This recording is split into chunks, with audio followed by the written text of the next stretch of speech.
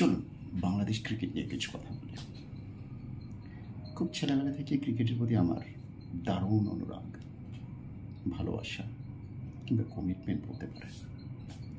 আমার অস্তিত্বের মাঝে ক্রিকেটের প্রতি একটা দারুণ টান আছে। এটা অনেক আগ থেকে, এটাকে আলাদা করার কোনো থিওরি আমার মধ্যে নেই।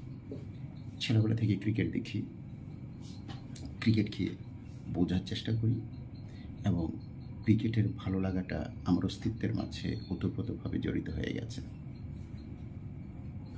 এখন বাংলাদেশ ক্রিকেট নিয়ে এখন অনেকেই অনেক রকম কথা বলে।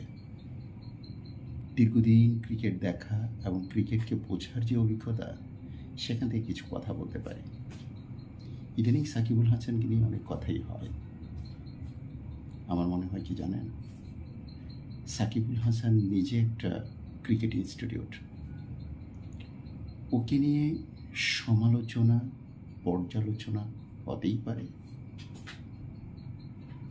বিশেষ বিশেষ মুহূর্তে, বিশেষ বিশেষ ঘটনার প্রেক্ষিতে আমরা বিশেষ বিশেষ ব্যক্তিদের সমালোচনা করতেই পারি। কিন্তু প্রশ্ন হচ্ছে, প্রয়োজন, দলের প্রয়োজন, দেশের প্রয়োজন, একজন সাকিবুল হাসান অপরিহার্য। তার প্রয়োজনীয়তা ব্যাখ্যা করার অবকাশ রাখে না। ইন্টারন্যাশনালি যারা সাকিবুল হাসানকে নিয়ে অনেক কথা বলেন, ইদানিং শোনা যাচ্ছে ইন্ডিয়ানের ক্রিকেটারও এরকম কথা বলছে। আমার মনে হয় কি জানেন, বাংলাদেশ ক্রিকেটের সাথে ওদের একটা ইচ্ছা আছে। সাকিব নিজেই একটা বিশাল বিশাল বিজ্ঞাপন এবং নিজে একটা ইনস্টিটিউট।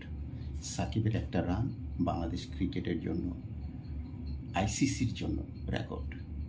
প্রতিটা রান, প্রতিটা উইকেট সাকিবের জন্য অনেক বড় প্রাপ্তি, বাংলাদেশের জন্য অনেক বড় প্রাপ্তি, বাংলাদেশ ক্রিকেটের জন্য অনেক বড় প্রাপ্তি।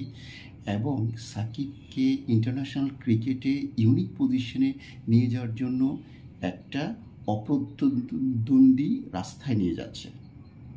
এটা আমাদের জন্য, বাংলাদেশ ক্রিকেটের জন্য অনেক বড় গর্বের বিষয়।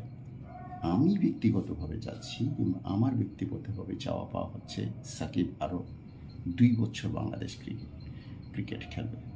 তার এমন একটা অবস্থান নিয়ে যাওয়া উচিত যাতে বিশ্ব ক্রিকেটে এই অলরাউন্ডারের সমপর্যায়ে কেউ বুঝতে না পারে। সাকিবরা 1000 বছরে একবার জন্মায়।